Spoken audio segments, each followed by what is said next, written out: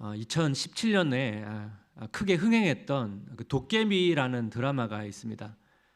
이 목회자는 인기 있는 드라마, 영화, 음악이 나오면 좀 봐야 되는 부담이 좀 있습니다. 어쨌든 성도님들이 왜 이런 거에 관심이 있을까? 또 사람들이 왜 이런 거를 좋아할까? 근데 사실 다 볼 수는 없고요. 또 보지는 못하더라도 대략 무슨 내용인지 살펴보거든요. 사실 그 당시 저는 이 드라마를 보지는 않았습니다. 나중에 요즘은 좋은 게 요약된 영상이 있어요. 그 영상만 봐도 드라마를 다 파악할 수 있거든요.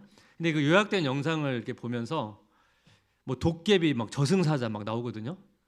그런데도 이 안에 굉장히 복음적인 내용이 좀 담겨 있다는 것을 제가 발견하고 되게 감동이 되었습니다. 이 드라마의 내용을 잠시 소개를 해드리면 사진 한번 볼까요? 이 주인공입니다. 이 도깨비라고 하는 남자 주인공은 이 고려시대 무신 김신이라는 사람입니다. 그는 어떤 계기로 불멸의 삶을 부여받아서 900년 넘게 현대 시대까지 이제 살게 되었습니다. 근데 그는 삶을 사는데 의미를 발견하지 못한 거예요. 그래서 이 불멸의 삶을 끝내고 싶었습니다.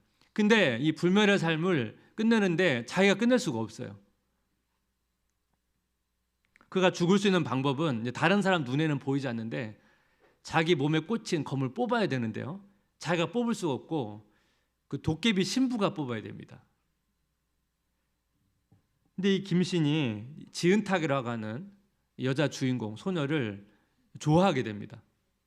근데 문제는 뭐냐면 이 지은탁이라는 소녀가 도깨비 신부인 거예요. 그래서 이제 이 도깨비 신부를 만났으니까 이 불멸의 삶을 끝낼 수 있는 기회가 온 거 아닙니까? 근데 이 지은탁, 이 소녀를 사랑하다 보니까 더 오래 살고 싶은 거예요. 그래서 자꾸 검을 뽑을 기회를 계속 미뤄요. 근데 미루게 되다가 무슨 문제가 생겼냐면 이 도깨비 신부한테 자꾸 죽음의 위기가 계속 찾아옵니다. 자신이 죽으면 지은탁을 볼 수가 없고 자기가 살려고 하니까 지은탁에게 자꾸 죽음이 찾아오고 이 딜레마에 빠진 겁니다. 누군가 한 사람은 죽어야 이 문제가 해결되는 겁니다. 이후 결말은 말씀드리지 않겠습니다. 제가 이 드라마를 이렇게 보다가 예수님 생각이 났습니다. 예수님께서 인간의 몸을 입고 이 땅에 오셨죠. 예수님께서는 인간을 또 제자들을 너무 사랑하셨습니다. 또 제자들도 예수님을 너무 사랑했습니다. 근데 예수님께서는 이 땅에 계속 제자들과 오래 있고 싶지만 그렇게 할 수 없죠. 왜 그렇습니까? 예수님께서 자기가 죽지 않으면 제자들 또 자기가 사랑하는 인간들이 영원한 죽음에서 벗어나지 못하기 때문에 그렇습니다. 그래서 예수님께서는 자기가 약속한 그대로 그 죽음의 길을 이제 가셨습니다. 이 예수 그리스도의 죽음을 묵상하다가 제가 바울이 생각났는데요. 바울이 이 그리스도의 죽음을 묵상하면서 한 고백이 오늘 본문의 내용입니다. 고린도후서 4장 10절 우리가 항상 예수의 죽음을 몸에 짊어짐은 예수의 생명이 또한 우리 몸에 나타나게 하려 함이라. 우리가 항상 예수의 죽음을 몸에 짊어짐은 여기 몸이란 단어가 보통 육체를 가리키는 의미도 쓰이고 전인격적인 의미로서 이 단어가 사용됩니다. 바울이 항상 예수님의 죽음을 몸에 자기 삶에 짊어졌다 이렇게 고백을 하고 있습니다. 이게 무슨 의미일까요? 그것은 사도로서 자신이 겪고 있는 육체적인 고통, 정신적인 고통을 지금 말하고 있는 것입니다. 그래서 바울이 이어서 예수의 죽음을 몸에 짊어진다는 것을 다시 한번 정리합니다. 고린도서 4장 11절 우리 살아있는 자가 항상 예수를 위하여 죽음에 넘겨짐은 예수의 생명이 또한 우리 죽을 육체에 나타내게 하려 함이라. 사도 바울은 육체적 고통, 정신적 고통뿐만 아니라 죽음의 위협도 몸에 자기 삶에 가진 채 살았다는 거예요. 사도 바울을 죽이려는 사람도 있었고 또 낯선 지역을 찾아가고 또 먼 거리 이동하면서 자연재해, 또 동물이나 또는 도둑들의 공격들이 있었습니다. 여러 위협들이 있었습니다. 예수님께서 인간의 몸으로 오셔서 육체적인 고통, 정신적인 고통을 겪으셨고 또 십자가에서 죽음을 경험하셨습니다. 그러니까 사도 바울은 지금 예수님이 경험했던 그 고통과 그 죽음을 자기가 참여하고 있다고 하는 그 고백을 하고 있는 거예요. 그런데 바울이 육체적 고통, 정신적 고통, 죽음의 위협을 지금 강조하기 위해서 이 고백을 하고 있는 게 아니고요. 사실 더 큰 강조점은 다른 데 있습니다. 사실은 바울은 이 고통과 죽음의 위협 속에서 자기가 경험한 하나님의 은혜를 사실 강조하고 싶은 겁니다. 그래서 오늘 이 시간에 이 바울이 고난 속에서 경험했던 하나님의 은혜 이 두 가지를 좀 나누기를 원합니다. 고난 속에서 발견하는 첫 번째는 뭐냐면 예수님의 생명을 경험하는 삶입니다. 여러분 바울의 강조점을 보겠습니다. 고린도후서 4장 10절 11절 한번 다 같이 읽겠습니다. 우리가 항상 예수의 죽음을 몸에 짊어짐은 예수의 생명이 또한 우리의 몸에 나타나게 하려 함이라. 우리 살아있는 자가 항상 예수를 위하여 죽음에 넘겨짐은 예수의 생명이 또한 우리 죽을 육체에 나타나게 하려 함이라. 여기 보면 강조점이 뒤에 있거든요. 예수의 생명, 예수의 생명이 자기 몸에 나타났다는 거예요. 자기가 죽음의 위협, 고통이 있지만 오히려 그 속에서 예수의 생명, 다시 말하면 예수의 능력이 자기 삶에, 자기 몸에 나타났다고 고백하는 거죠. 지금 바울이 지금 이 신비를 말하고 싶은 거예요. 그럼 이 신비의 실체가 뭐냐? 고린도후서 4장 7절입니다. 우리가 이 보배를 질그릇에 가졌으니 이는 심히 큰 능력은 하나님께 있고 우리에게 있지 아니함을 알게 하렵니다. 여기 보면 이 보배를 질그릇에 가졌으니 심히 큰 능력이 하나님께 있다고. 여기 보면 이제 비유가 나오죠. 보배 또 질그릇 이 비유를 씁니다. 여러분 질그릇은 깨지기 쉬운 그릇이죠. 보통 나무나 진흙으로 만든 그릇입니다. 박물관에서 보는 뭐 백자나 청자가 아니고 그냥 어떻게 보면 쉽게 좀 어떻게 보면 막 정성을 들여서 만든다기보다는 좀 어떻게 보면 쉽게 만든 거죠. 옛날에 제가 시골에 가면 식사할 때 보통 이제 이런 질그릇에 반찬이나 국을 담는 그릇이 이게 질그릇이 좀 있었거든요.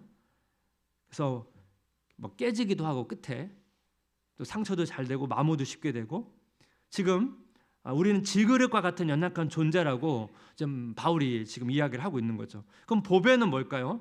이 보배라는 단어는 그 당시에 이제 그 보물 상자로 많이 사용된 표현입니다. 여러분 보물 상자에 보물이 들어있죠. 그럼 여러분 보물은 되게 귀하잖아요. 그럼 보통 보물 상자도 대부분 좋습니다. 보통 보물을 아무 그릇에 담지는 않죠. 보물이나 보물 상자는 대부분 다 아름답습니다.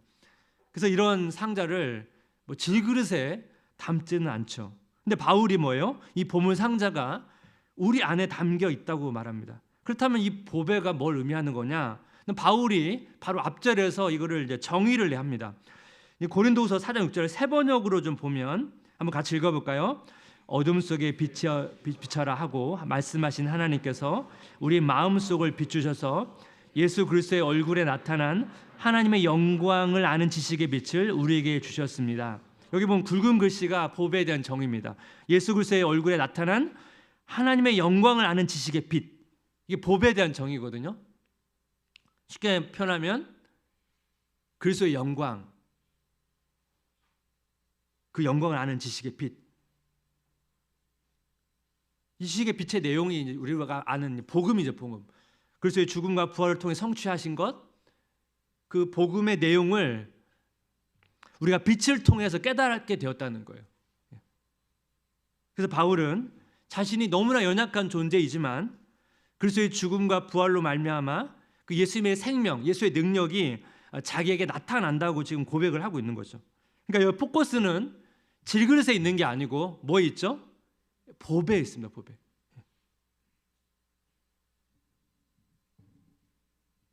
근데 사람은 이 보배에 초점을 맞추는 게 아니고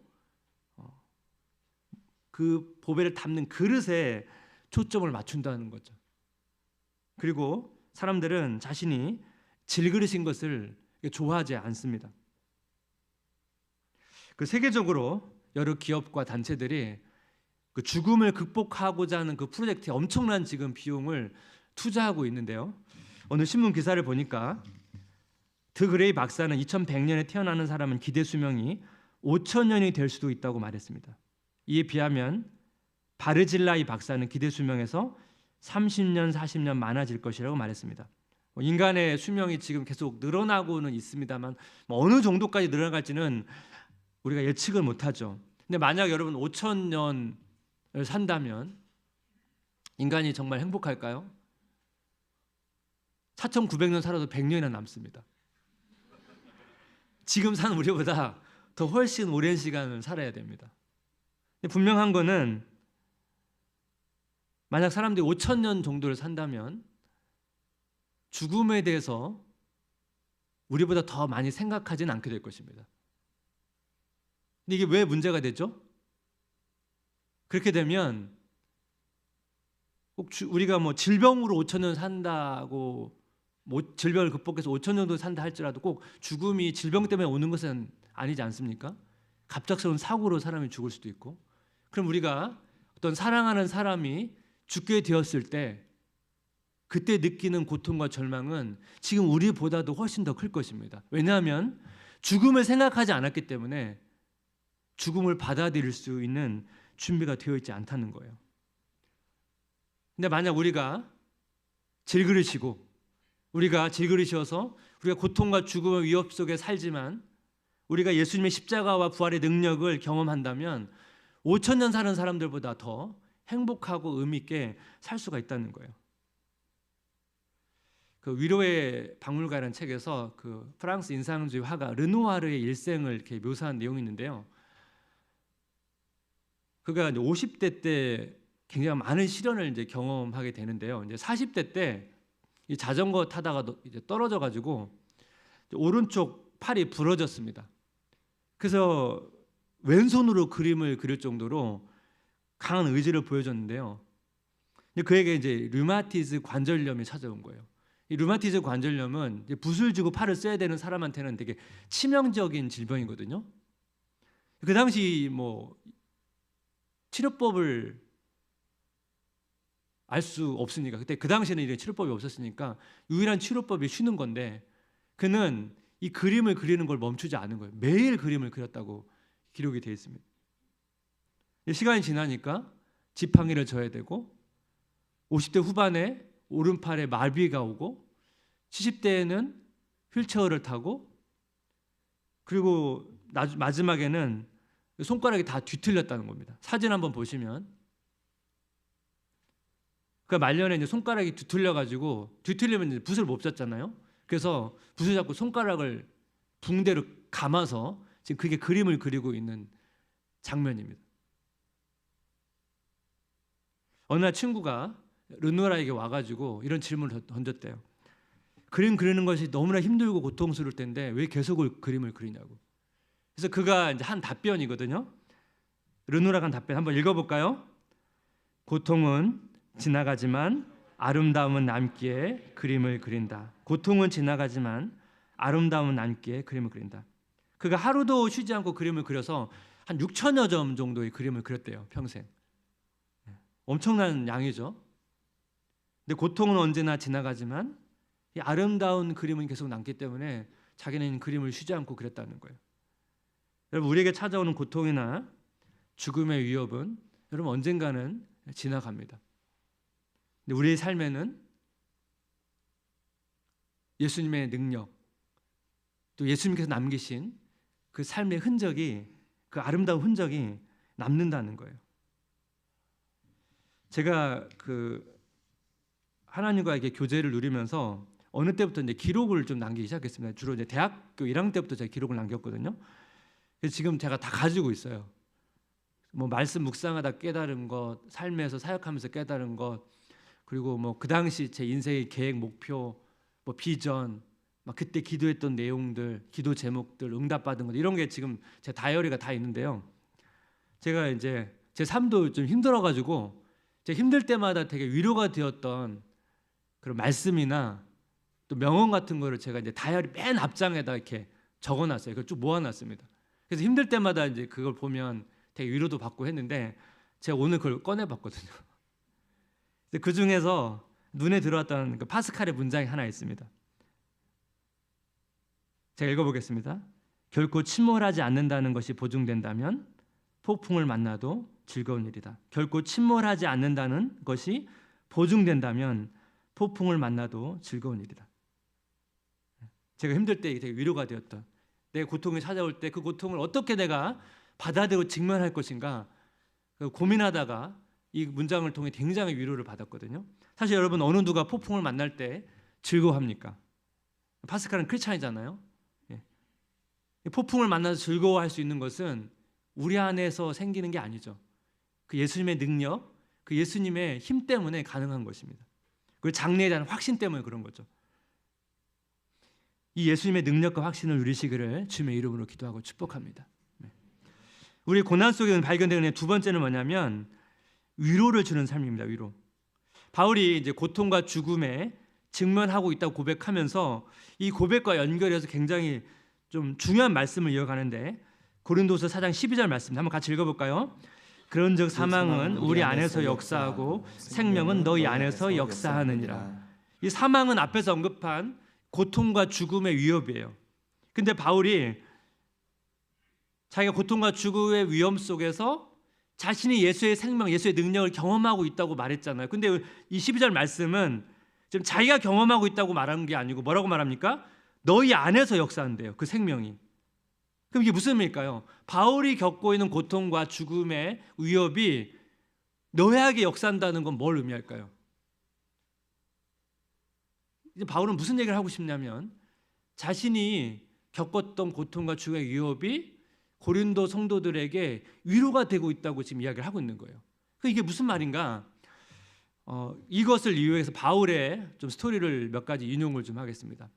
전에도 한번 주일날 간단히 언급했는데요. 사도 바울이 2차 전도 여행 때 1차 전도 여행 지역 남갈라데 지방을 돌아본 다음에 아시아 지역에 더 교회를 세우기 위해서 먼 거리 이동하면서 복음을 전했습니다. 근데 열매가 없었다고 제가 말씀을 드렸습니다. 그리고 하나님께서 계속 막으셨다고 말했습니다. 그리고 하나님께서 마게도냐 환상을 보여주면서 빌립보로 오라고 초청합니다. 그래서 바울이 그 환상을 보고 마게도냐 빌립보 지역으로 건너갑니다. 바울이 빌립보 지역에서 복음을 전했습니다.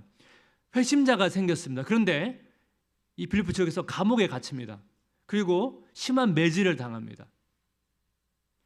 그 빌립보 관리들이 이 사도 바울이 로마 시민권자라는 사실을 나중에 알게 나서 이 빌립보를 떠나주기를 청합니다. 그래서 바울이 떠나기 전에 이 빌립보 성도들과 마지막으로 교제를 나누게 되거든요. 사실 바울은 이 빌립보에 와가지고 오랜 시간도 아니에요. 엄청 고생만 하고 또 어떻게 보면 강제 추방을 당하는 상황인데, 사도행전 16장 40절 한번 같이 읽어볼까요? 두 사람이 옥에서 나와 루디아의 집에 들어가서 형제들을 만나보고 위로하고 가니라. 사실 보면 어떻게 보면 빌립보 성도들이 바울을 위로해야 되는 거 아닙니까? 근데 어떻게 해요? 바울은 빌립보 성도들을 위로하고 갔습니다.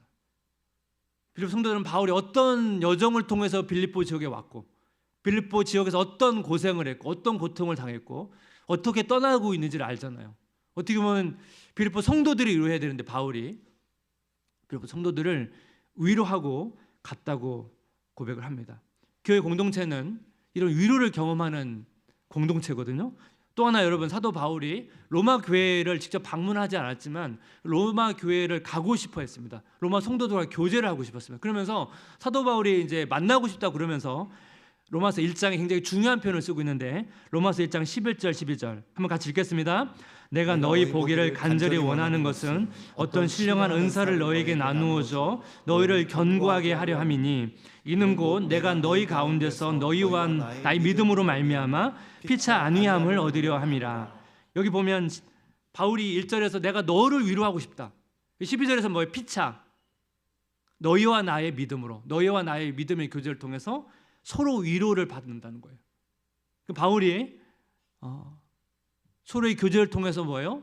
내가 너희를 위로하지만 나도 위로받고 싶다는 거예요. 성도의 교제는 이런 위로를 경험하는 공동체, 특별히 고난 속에 어려움이 있을 때 위로하는 공동체라는 거예요. 의사 이기병 씨라고요. 이분이 군의관 시절에 서울 가리봉동에 있는 이주민 노동자를 진료하는 병원에서 근무를 합니다. 이주민 노동자를 진료하면서 경험한 그런 내용들이 있는데요. 그 병원 바로 위층에 그 교회에서 운영하는 이주민 노동자를 위한 쉼터가 있었어요. 이주민들이 이제 한국에 들어와 가지고 돈이 없으니까 바로 집을 구하지 못하잖아요. 직장에 다니다가 이제 돈을 모으면 그때서 이제 집을 구해서 나가는데 그 전까지 잠시 머무는 그런 쉼터입니다. 그 당시 한 15명의 조선족 출신의 노동자들이 거기서 생활을 하고 있는데요.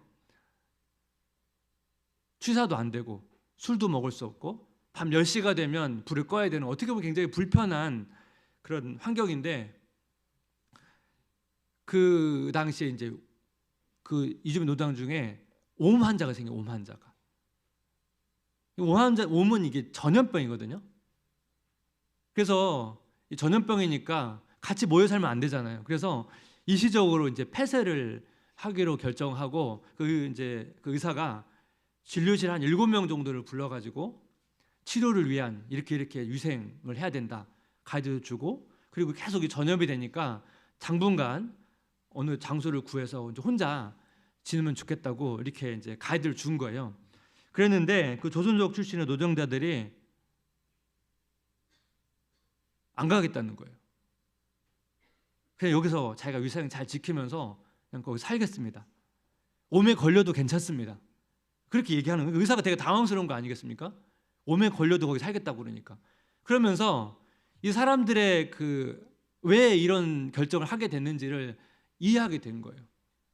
외국에서 한국에 들어와서 살다 보니까 얼마나 힘들겠습니까? 가족을 다 떠나서 와서 혼자 외롭고, 또 여러 가지 한국에 살다 보니까 또 차별도 있고 되게 힘든데, 이 쉼터는 자기 마음을 나눌 수 있는 거예요. 편한 거예요. 그래서 차라리 옴에 걸려더라도 그냥 여기서 같이 살 테니까 여기 있게 해달라고 그렇게 의사에게 요청을 하는 거죠. 그러면서 그 진료실에서 장례들끼리 서로 다 같은 지역 출신은 아닌데 그 중국에서 서시장이라는 곳에서 다 거기서 일한 경험이 있었나 봐요. 그래서 거기서 막 일했던 경험을 막 나누면서 막 장례들끼리 20분 동안 떠드는 거예요. 그래서 의사가 그 한 20분 동안 오히려 자기가 이방인처럼 느낄 정도로 뭐 장례들끼리 막 떠들면서 깨달은 거죠.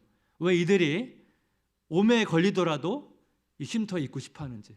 그들의 관계는 서로 마음을 나눌 수 있는, 서로 위로해주는 그런 관계였다는 거예요. 여러분, 소그룹이 그런 위로를 경험하는 공동체입니다.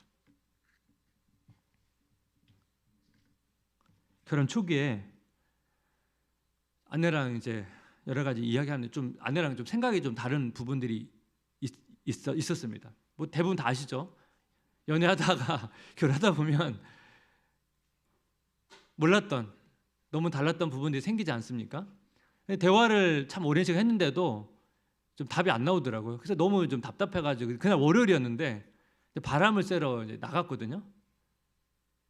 너무 정신없이 교회와 집만 왔다 갔다 가다 보니까 갈 데가 없는 거예요. 그래서 이게 발걸음을 옮겼는데 분당우리교회 교육자 사무실이었거든요. 그래서 자연스럽게 거기 가게 된 거예요. 월요일 갔더니 그 남자 교육자들이 여러 명이 앉아 있는 거예요. 뭐 사역들이 뭐 바쁘니까 있겠지 했는데 집에를 안 가는 거예요. 사실 저희들이 분당 사역할 때 너무 바빠가지고 대화 나눌 시간도 거의 없어요. 너무 그러니까 사역 때문에 회의는 하더라도 그냥 마음 편히 나눌 시간조차 없이 그냥 정신없이 사역이 돌아가거든요. 근데 월요일이니까 그날은 좀 그래도 여유가 있잖아요. 그래서 휴게실에 모여가지고 이제 사역하다 잠시 모이고 어떻게 다 모여 있어요. 그러면서 돌아가면서 어떻게 지내냐고 이런 얘기를 처음 하는 거예요. 그 나눌 시간이 없으니까. 그래서 한 사람 얘기하는데 너무 위로가 되는 거예요. 근데 사역에 동역자로 있다가 그 심정을 나누면서 너무 제가 위로를 받았습니다. 가정의 위로가 공동체이기도 하지만 때로는 가정에 힘들 때도 있잖아요. 그럼 다락방에서 위로를 받고, 여러분 다락방이 늘 좋을 수는 없거든요. 다락방 지내다 보면 어떤 경우는 때로는 이렇게 좀 불편하게 때가 있어요. 그럼 또 다른 공동체에서 위로를 받고. 그래서 내가 소속된 공동체가 많으면 많을수록 더 많은 위로를 주고 받는 것입니다. 이게 교회예요. 그래서 교회는 서로 연결되어 있는 것입니다.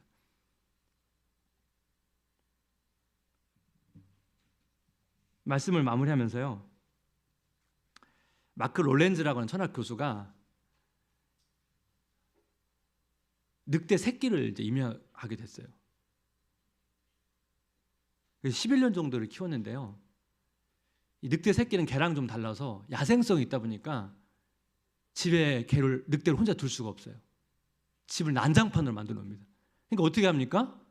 계속 데리고 다녀야 돼요. 학교 갈 때, 쇼핑 갈 때. 그리고 시간이 흘러서 늑대가 이제 죽게 됐습니다. 이 철학자가 이제 늑대랑 지내면서 깨달은 것을 이렇게 글로 적었는데요. 늑대 새끼일 때 이 불독한테 물린 거예요. 그거를 이제 쓴 내용이 되게 인상적이어서 제가 한번 읽어보겠습니다. 나는 자기를 땅바닥에 매다 꽂은 불독에게 저항하며 낮은 신음소리를 내는 새끼 늑대에게서 최고의 나를 발견한다. 신음은 고통의 다가옴을 예견하는 것이며 고통은 삶의 본질이다. 그것은 내가 새끼 늑대 외에는 아무것도 아니라는 깨달음이고 삶이라는 불독이 언제든지 나뭇가지처럼 나를 부너뜨릴 수 있다는 깨달음이다. 그러나 동시에 결코 물러서지 않겠다는 의지의 표명이기도 하다. 이 내용이 뭐냐면 여러분 강아지 같은 경우는 불독에 물리면 깨갱깨갱해요. 이게 무슨 소리예요? 항복이에요, 항복. 근데 늑대 새끼는요 깨갱깨갱 하지 않는다는 거예요. 여기 보니까 낮은 신음소리를 낸다는 거예요. 근데 이것이 이 고통에 물러서지 않겠다는 의지라는 거예요. 그러니까 이 철학자가 이 늑대 새끼를 보면서 이 늑대가 이 자기의 고통을 어떻게 반응하는지를 보면서 깨달은 것을 지금 쓴 거예요. 여러분 불독은 한번 물면 안 놓거든요. 삶의 고통이라는 것이 이 불독처럼 우리를 물고 놔주지 않을 때 사실 우리도 여러분 신음하고 탄식하지 않습니까? 로마서 8장 23절 그뿐 아니라 또한 우리 곧 성령의 처음 익은 열매를 받은 우리까지도 속으로 탄식하여 양자 될 것 곧 우리의 몸의 속량을 기다리느니라. 여러분 질그리신 우리는 탄식하죠. 죄성으로 인해서 우리의 삶의 고통 때문에 우리도 탄식해요. 그래서 우리도 이 말씀처럼 고통이 없는 그 장래를 소망하지 않습니까? 아직 희미하지만 예수님이 다시 오셔서 온전히 회복될 우리 영혼과 몸이 온전히 회복될 그날을 기다려요. 그럼 여러분 우리가 죽어서 결국 이 고통이 사라질 때까지 그럼 이 땅에서는 계속 이렇게 탄식만 하고 신음만 하면서 견디냐? 그렇진 않아요. 이게 우리와 늑대와의 다른 점이에요. 늑대는 그렇게 견뎌. 하지만 우리는 다른 점이 있어요. 시편 23편은 다윗의 시편은 다윗이 굉장히 고통스러운 상황에서 쓴 시편입니다. 근데 시편 23편의 결론에 굉장히 중요한 구절이 있습니다. 시편 23편 6절 한번 같이 읽겠습니다. 내 평생의 선하심과 인자하심이 반드시 나를 따르리니 내가 여호와의 집에 영원히 살리로다.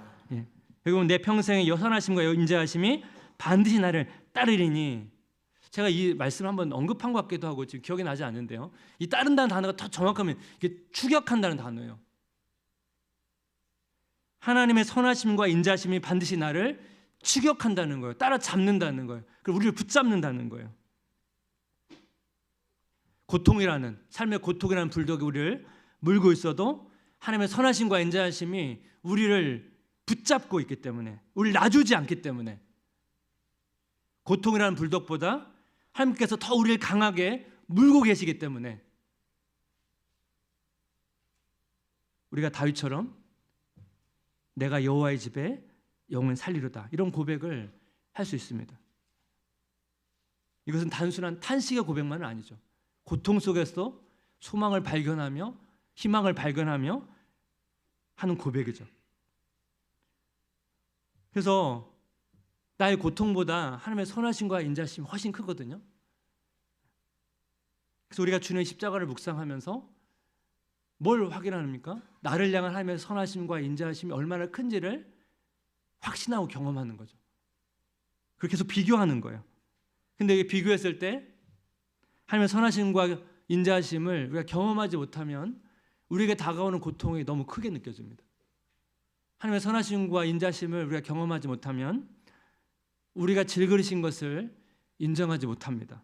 인정하지 않으면 우리는 계속 어떻게 반응합니까? 우리가 자꾸 백자인 것처럼 청자인 것처럼 우리를 포장할 수밖에 없습니다.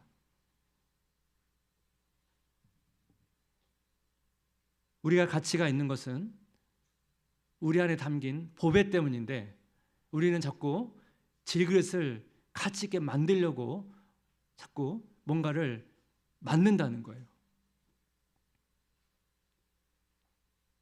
그래서 이 질그릇을 깨트릴 때, 이 고통을 통해 질그릇이 깨질 때 오히려 그 질그릇 안에 담겨진 그 복음, 그것의 영광이 우리 삶에 나타나는 것이죠.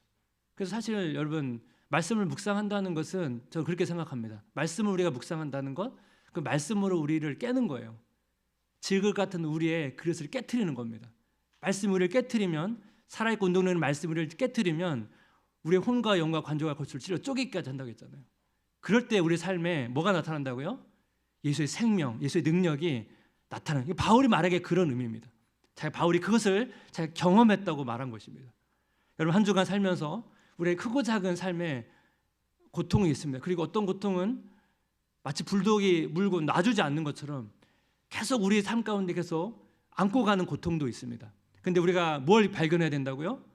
예수님의 능력과 그 위로를 경험해야 됩니다. 그리고 그 예수의 능력과 그 위로가 우리만 경험하는 게 아니고 다른 사람에게 그것을 흘려보내는 삶을 사시기를 주님의 이름으로 기도하고 축복합니다. 우리 같이 이 시간에 좀 성찬식을 거행하도록 하겠습니다. 이 성찬식을 진행하는 동안 예수님의 살과 피를 상징하는